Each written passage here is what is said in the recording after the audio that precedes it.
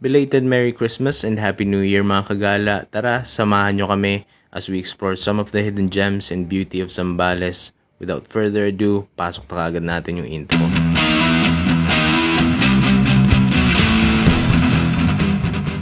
And what's up mga kagala, dito na tayo magsisimula sa San Fernando intersection. Kasama ko nga pala ang aking mga brother-in-laws tsaka ang aking sister-in-law. Natuloy din ang matagal na namin pinaplanong year-end ride.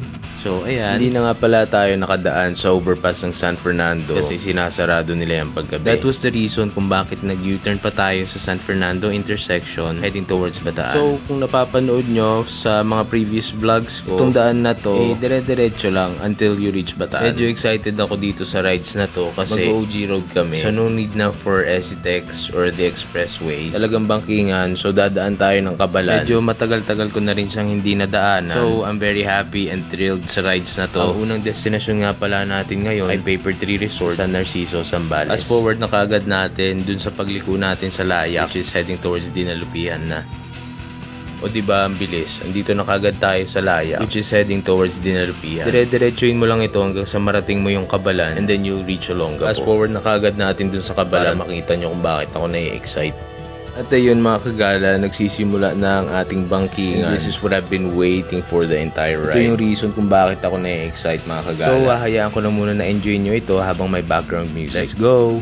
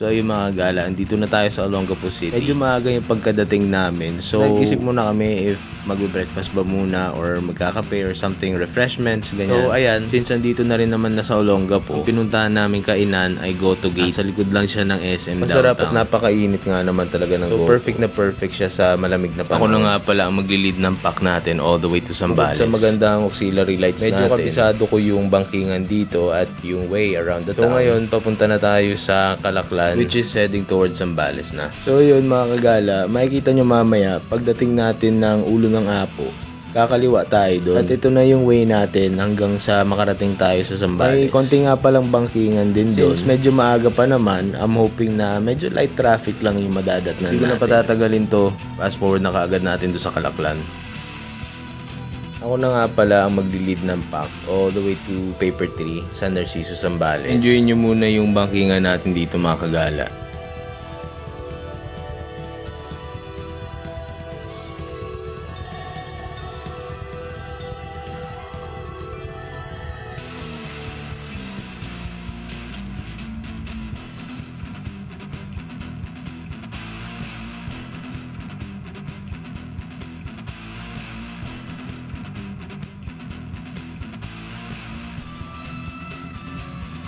Pagkatapos ng Calaclan mga kagala, Subic nga pala ang unang town na madadaanan. Ito na yung gateway natin papuntang Zambales. Pagkatapos ng Subic, Castillejos na nga pala ang pangalawang town na madadaanan nyo. At dito sa part na to, makikita nyo yung arko ng San Marcelino. Kailangan na natin kumanan dyan mga kagala. Although San Narciso yung Paper Tree Resort, ito talaga yung way na kailangan nyo madaanan.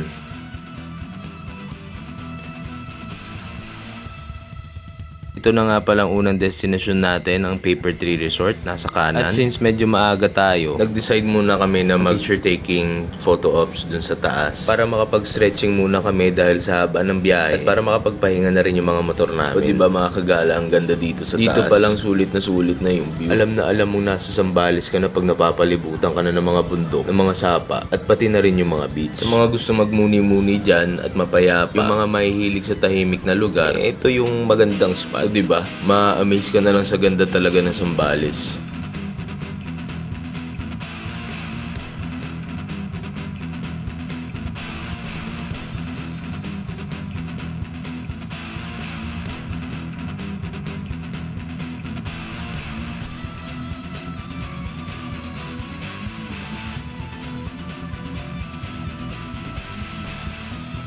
Pagkatapos ng picture taking namin at nakapag-stretching na kami, medyo nakapagpahinga na rin yung mga motor namin. Since medyo maaga yung dating namin, 8 AM pa pala nagbubukas ang Paper Tree Resort. At this time, 6 AM pa lang, so heading na kami towards sa next na destination natin. Ang susunod na pupuntahan na natin ay Lake Mapanuepe sa San Marcelino, Zambales. So tara mga kagala, fast forward na natin dun kaagad.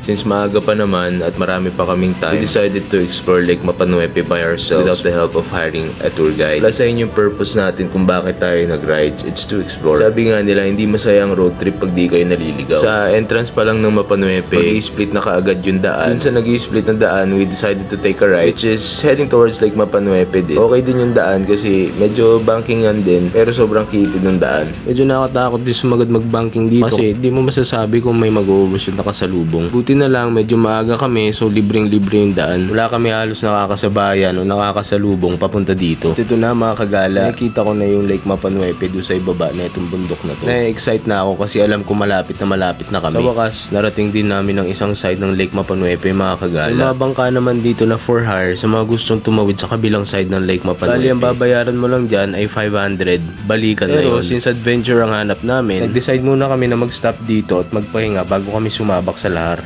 At ito na mga kagala, papunta na tayo dun sa kabilang side ng Lake Mapanuepe. Kung nadaanan mo na tong tulay na to, sure ball, papunta ka na sa tamang lugar. Bale, dire-diretsuhin mo lang tong tulay na hanggang sa maging rough road na ulit. Para hindi kayo mapunta sa solar farm, lumiko na kayo ng pakanan dun sa may unang kanto. At ito na nga mga kagala, pagkatapos ng tulay, ito yung sinasabi ko sa inyo magiging rough road na ulit. Malapit na tayo kung saan tayo liliko ng kanan mga kagala. Pag liko mo rito, expect mo na kaagad na malalim yung lahar, so lulubog talaga yung gulong mo. At kung ikaw naman ay naka-dual sport na tire o pang off-road na tire, this is the perfect place for you. At kung nakaabot na kayo sa part na ito, sobrang na-appreciate ko kayo sa pagsama sa amin sa adventure na ito. Fast forward na kaagad natin dun sa mga exciting na parts mga kagala. At dito sa part na to, hindi kami masyado sigurado kung malalim ba o mababaw yung tubig. Since medyo mataas ang ground clearance ni Dos da Pongkad at feeling adventurous ako, siguro mas maganda kung ako na yung mauuna. Total di naman malakas yung agos ng tubig. Hindi na kaagad ako nagdalawang isip para tumawid dito. Sulong kaagad tayo mga kagala. At nung nakatawid na ako, kita na rin ng mga bayaw ko na safe yung daan, sumunod na rin sila.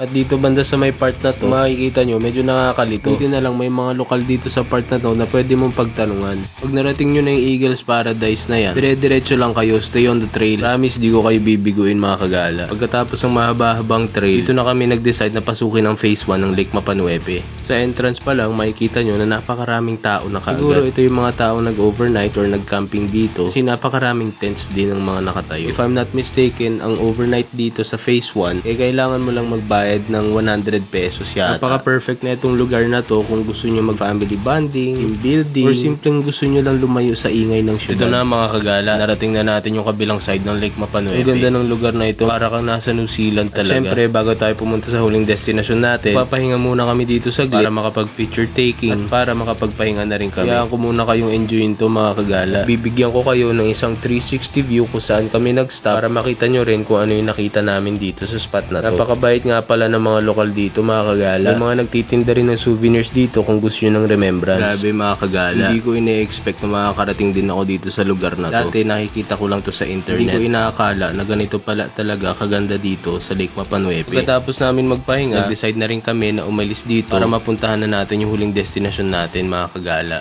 Ay ka muna. What's up mga bro and sis? Sa wakas mga kagala, alis na tayo ng San Marcelino. Ang huling destinasyon natin ngayon ay Pundakit Beach sa may San Antonio, Zambales. At dito sa huling destinasyon natin, dito na rin kami nagtanghalian, naligo bago bumalik ng Pampanga. Paano ba yan? Hanggang dito na lang tayo. Maraming salamat sa pagtangkilik sa mga adventures natin. Ako nga pala si Gala ni Dos Motovlog. Peace out.